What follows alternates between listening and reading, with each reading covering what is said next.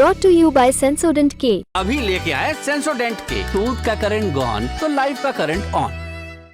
आदेश जी, आपके आने से ठीक पहले हम बिहार की चर्चा कर रहे थे। नीतीश के फ्लिप फ्लॉप की र्यूमर बहुत मजबूत हो रखी है। कांग्रेस के हलकों में इस चीज को कैसे पढ़ा जा रहा है और कुछ हो भी रहा है या सिर्फ ऑब्जर्वर की भूमिका में है?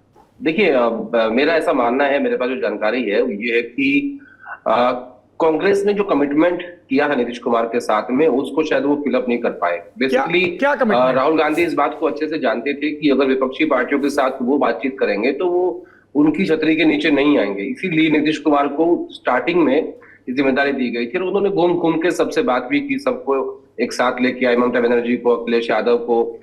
वो लोग जो कांग्रेस से परहेज कर रहे थे उन सबको नीतीश कुमार लेके आए।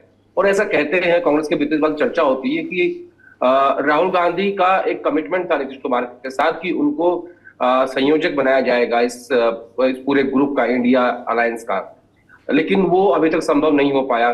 दरअसल जब पहली बैठक पटना में हुई थी, उसके बाद बॉम्बे की बैठक के बाद ये तय हुआ था कि दिल्ली के रामलीला मैदान में एक रैली होगी और उस रैली में सभी पार्टियां इकट्ठी होंगी और उसी में इस बात की घोषणा कर देंगे कि नीतीश कुमार संयोजक बन गए हैं इस समूह के।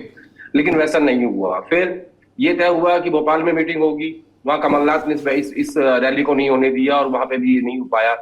और उन सब के बीच जो लास्ट मीटिंग हुई थी उसमें ये कह दिया गया, और खासतौर पर ममता बनर्जी और अरविंद केजरीवाल ने, कि हम खड़गे साहब का नाम प्रपोज करते हैं। हालांकि उसको मना किया खड़गे साहब ने खुद कि हम बाद में फैसला करेंगे। उससे भी कहीं ना कहीं नीतीश की दावेदारी पे मुझे लगता है कि थोड़ा सा प्रॉब्लम हुई है।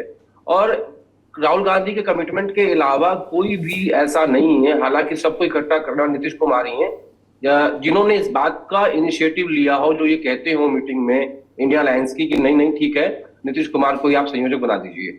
अब बात बहुत दूर तक जा चुकी है। अगर वो बनते भी हैं तो थोड़ा सा वो कमजोर दिखाई देंगे कि प्रेशर के बाद बने या दबाव के बाद बने, या वो सबको एकजुट नहीं कर पा रहे हैं अपने आप को आगे अपना नाम प्रपोज करने के लिए। आप देखिए, कमाल की बात ये है कि नीतीश कुमार ने सबको इकट्ठा तो कर लिया और उसमें सबसे बड़ी पार्टी कांग्रेस है, वादा उन्होंने किया, लेकिन जिनको उन्होंने इकट्ठा किया, किसी ने भी एक बार भी उनका नाम प्रपोज करके ये नहीं कहा कि आप संयोजक बन जाइए। उल्टा उनमें से 2 लोगों ने ये कह दिया कि हमारे प्राइम मिनिस्टर कैंडिडेट मल्लिकार्जुन खड़गे बनेंगे। तो ये बड़ा आश्चर्य करता है मुझे इस बात में कि क्यों नहीं वो सब लोग जो नीतीश के कहने पे इकट्ठा हुए, उनमें से कोई भी इस बात का इनिशिएटिव लेके कह देता, उसको सेकंड कर देता उस बात को कि हाँ, नीतीश कुमार इस अलायंस के मुख्य कन्वीनर बन सकते हैं। लेकिन ऐसा नहीं हुआ। अब बात थी कि ये हो क्या रहा है।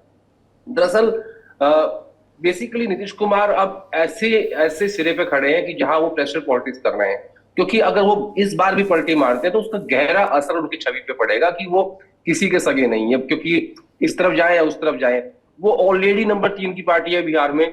तो अगर चुनाव से ठीक पहले वो अभी दोबारा से पलटी मारेंगे तो उनकी क्रेडिबिलिटी पे इसका गहरा असर पड़ेगा। कहाँ एक व्यक्ति 6 महीने पहले तक प्राइम मिनिस्टर कैंडिडेट अपने आप को स्टैब्लिश करने की कोशिश कर रहा था, और कहाँ वो व्यक्ति अब इस बात को लेकर डिबेट कर रहा है कि वो मुख्यमंत्री रहेंगे नहीं रहेंगे, अलायंस किसके साथ करेंगे, बीजेपी का मुख्यमंत्री होगा या हमारा होगा, डिप्टी सीएम कौन होगा। तो मुझे लगता है नीतीश कुमार अब उस दहलीज पे खड़े हुए जहां से उनकी वापसी नहीं हो सकती। अगर होगी तो उनकी राजनीतिक कैरियर पे इसका गहरा असर पड़ेगा। और मुझे ऐसा लगता है कि पछुआ हवाओं को पढ़ने का नीतीश कुमार को शौक बहुत है। 2015 में हवा चली दिल्ली की तो उन्होंने अलायंस कर लिया आरजेडी से। 2017 में बगल के उत्तर प्रदेश में हवा चली भाजपा की तो उन्हें आरजेडी में खामियां नज़र आने लगी। और अब जब राम मंदिर के उद्घाटन के बाद भारी भीड़ दिख रही है तो उन्हें फिर से पछुआ का महत्व समझ में आने लगा है।